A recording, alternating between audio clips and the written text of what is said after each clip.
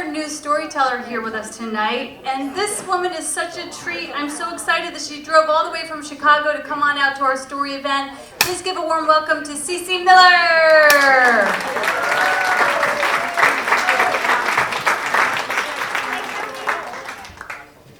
Hello, everyone. I'm curious if any of you have used YouTube to do some of their different challenges, or perhaps just done some research with YouTube to find the perfect recipe or anything like that. Has that been something you've done? Yeah. I certainly have, and one of the challenges I did was throwing boiling water out into freezing air, and it didn't work. And then I tried the ALS challenge where they have somebody dump freezing water over you, and it's a great movement, but the water was freezing, and I looked like a drowned rat. I'm pretty sure that my friend who did this for me enjoyed it far more than I did. But then the time that YouTube really came in handy for me was I was having a dinner party for friends who are cooks. If it doesn't come from a call-up service or from a microwave, I don't know what I'm doing.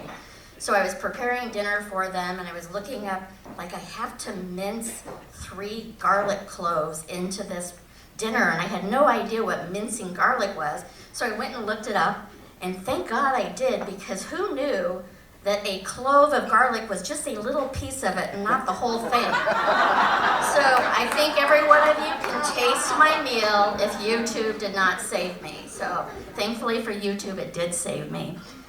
But one of the videos that really touched me the most, and I watched it many, many times, and it certainly changed my life, was one called Free Hugs. And it's been viewed over 78 million times. The times that I watched it, I was really excited about it, and I wanted to try it. And the man who did it, he was in his 20s, he was 20, lived out of the country, had just lost his girlfriend and his job, and he was flying back to his home country of Australia. He felt defeated. He gets off the plane, and there is nobody there to greet him. So he looks and sees all these other people getting hugs. And after a while, he took a piece of cardboard, and he wrote free hugs on it. Mine's fancier than his. He took his sign out to the streets of Sydney, and the first time he did it, he spent 15 minutes before somebody came and got a hug. The woman who came in had just lost her dog, and she said she really needed that hug at that time. He then continued doing it because he was hooked.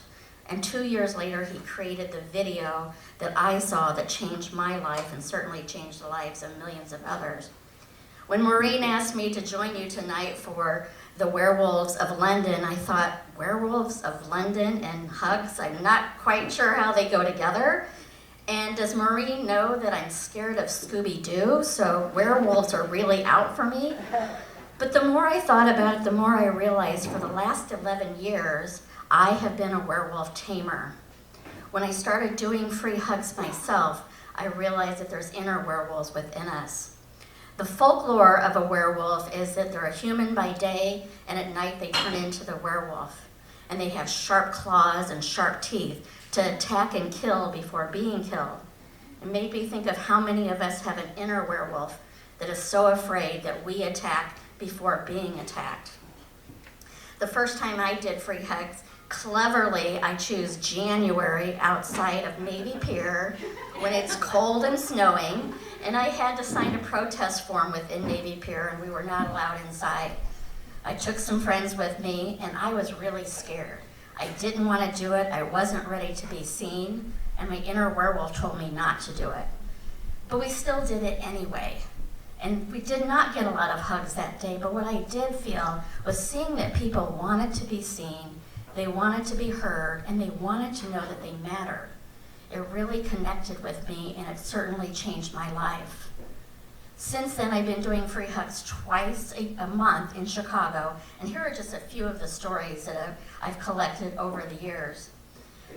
An elderly woman came hunched over in a fall day, and as she's giving me a hug, she tearfully tells me her husband passed away 2 months prior, and how she missed his hugs. I hugged her a little tighter, and we cried together. Another time, a gentleman emailed me afterwards saying he had a friend who had been sober for 10 years, but was going through a really hard time. He planned to, after work that day, go to a bar. But what he found was he found us giving hugs. He got a hug from each one of us, and he chose not to go to the bar that night. One time there was a police protest going on. There were hundreds and hundreds of people, and they were walking with their arms up, yelling, "Arms up, I can't breathe. Arms up, I can't breathe." And there were dozens of police officers lining the streets for them to make that protest a peaceful one. Once the protesters walked by, 3 officers came and got a hug, which is very unusual. They often pass us and smile, but they don't get hugs. These 3 officers thanked us for being there. And you could see it in their eyes that they wanted to be known as safety officers and not brutal ones. One time we had 2 busloads of Palestinians drop right in front of us. There were men, women, and children for a demonstration. And many of them came and got hugs, and as each one of them got a hug from me, I whispered in their ear to be safe. The demonstration was powerful and for the most part peaceful, but I found myself in between 2 men, an older man who was screaming at a young Palestinian man, and I stood between them looking up at the man yelling with my free hug sign, and I told him he needed to calm down and be civil. He did. Out of all the hug events that we have done, it's not uncommon for at least one person to say it's the first hug that they've gotten in days. And sometimes it's the first hug that they've gotten in weeks. It's a powerful experience for them. Along with the hugs, I started doing a global hug movement. And so I've gotten huggers in 6 continents, 45 countries, 32 US states, and Desmond Tutu joined twice. So if anybody knows anyone who lives in Antarctica, please let me know because I've not gotten a hugger there yet as well. So a couple of the stories from the global hugs. The very first time I did it, I received an email from a young girl in Mexico. She emailed me that she and 2 girlfriends stood out in Mexico City for 90 minutes and did not get one hug.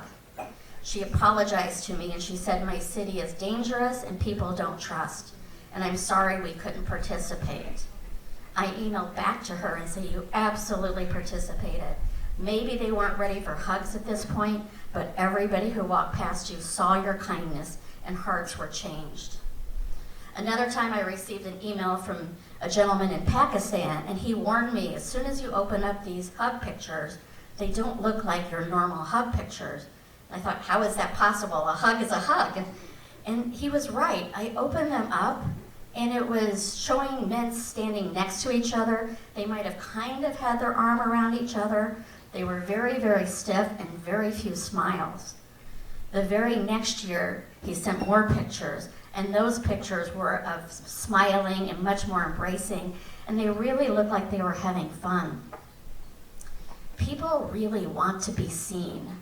They are howling to be seen, to be heard, and to know that they matter in the world. So what can we do but to do some more hugs? So I encourage you all to just hug each other right now.